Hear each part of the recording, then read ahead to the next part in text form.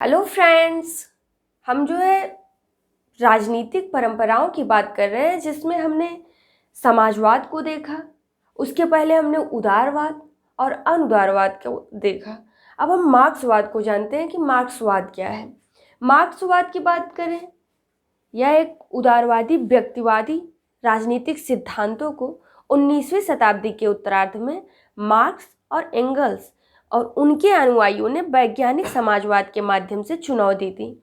यानी आधुनिक काल में मार्क्सवाद एक महत्वपूर्ण विचारधारा है तथा कोई भी राजनीतिक सिद्धांत मार्क्स द्वारा दी गई इतिहास, समाज, अर्थव्यवस्था, राजनीति आदि की अवज्ञा नहीं कर सकता है। यानी मार्क्सवाद यह व्यक्ति विशेष या फिर एक समाज विशेष से तो संबंधित है ही है। यानी कार्ल मार्क्स के बारे में जब हम पढ़ते हैं, उन्हीं से निकला हुआ है मार्क्सवाद।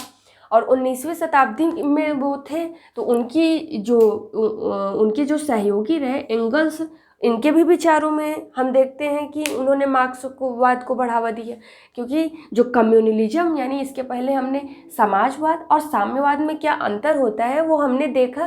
तो हमने पाया किस तरीके से साम्यवाद एक क्रांतिकारी विचारधारा के रूप में हमारे सामने आई थी। तो मार्क्सवाद को भी कहीं ना कहीं ये एक उदारवादी व्यक्तिवादी राजनीतिक सिद्धांत के 19वीं शताब्दी के उत्तरार्ध में जब आया, तो इसमें लोगों में ये बातें निकल के आई कि एक वर्ग संघर्ष विहीन राज्य हो, द्वंद्वात्मक भौतिकवाद की बात बताई गई, अतिरिक्त मूल्य का सिद्धांत, यानी दो वर्ग, एक पूंजीपति वर्ग। जबकि जो मार्क्सवाद हमने देखा, साम्यवाद की जब हम बात किए, तो उसमें हमने देखा कि वो राज्य को महत्ता नहीं दे रहा था।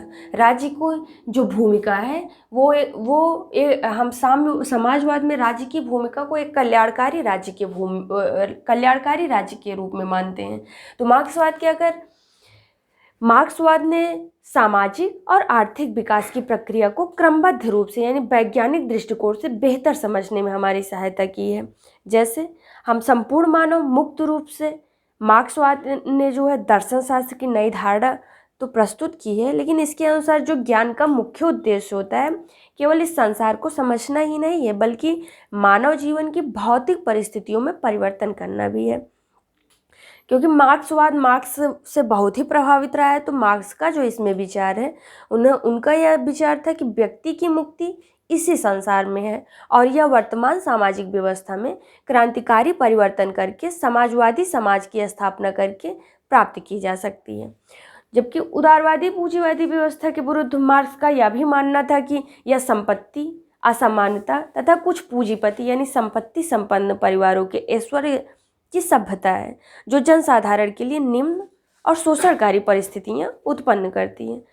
अतः मार्क्स ने एक ऐसे समाज की स्थापना का प्रयास किया जो वर्ग विहीन हो, राज्य विहीन हो। इस तरीके से उन्होंने एक समाज स्थापित करना चाहा जिसमें प्रत्येक व्यक्ति का विकास संपूर्ण समाज के विकास की आवश्यक शर्त हो। तो जब हम मार्क्सवाद, हालांकि हम जब राजनीतिक विचारकों में आएंगे तो कार्ल मार्क्स को विस्तृत रूप से अध्ययन करेंगे। अभी हम मार्क्सवाद से संबंधित जो कुछ सिद्धांत प्रतिपादित किए गए हैं उनके बारे में संक्षेप से जान लेते हैं। तो इन्होंने मार्क्सवादी सिद्धांतों में द्वंद्वात्मक भौतिकवाद, अतिरिक्त मूल्य का सिद्धांत, वर्ग संघर्ष का सिद्धांत और क्रांति का सिद्धांत आता है।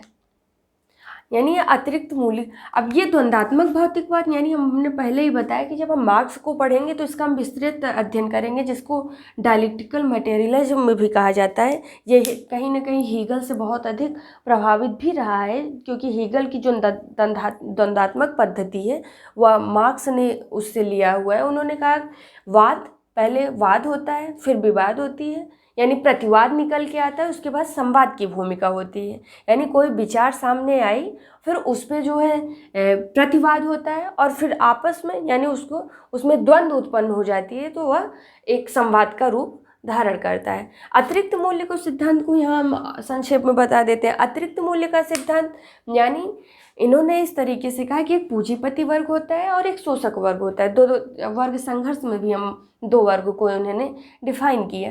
तो यानी जब अतिरिक्त मूल्य का पूंजीपति वर्ग के द्वारा जो निर्धन वर्ग हैं उनका शोषण किया जाए। उन्होंने कहा कि एक कंपनी में अगर हम सामान्य से एक उदाहरण के माध्यम से आपको बताना चाहें तो जैसे जब 1 किलो आलू को एक निर्धन व्यक्ति जो है वह उत्पादित भी करता है और उसे बाजार में ले जाकर 10 रुपये में बेचता है, लेकिन वही आलू जो है उसका कहीं ना कहीं क्रियान्वित रूप लेके जब एक आलू के चिप्स का पैकेट आता है तो एक आलू भी उसमें पूर्णतः नहीं होते और वह हमें 5 रुपये में मिलती है। और इसको हम श्रम से भी जोड़ लेते हैं कि 8 घंटे एक श्रम मजदूरी कर रहा है और एक पूंजीपति वर्ग को, यानी उसकी महत्वपूर्ण 90% एक पूंजीपति को पूंजीपति बनाने के लिए, यानी उसको धन में महत्व भूमिका एक मजदूर की होती है। जबकि ये कहते हैं कि मजदूर तो शोषित हो रहा है ना, उसको सही तरीके से उसको मूल्य नहीं प्राप्त हो रहा है। तो ये इनके कुछ सिद्धांत रहे जिसमें हमने देखा कि द्वंद्वात्मक, अतिरिक्त, वर्ग संघर्ष और क्रांति का सिद्धांत है। अब हम अगले वीडियो में नारीवाद की बात करेंगे। Thank you.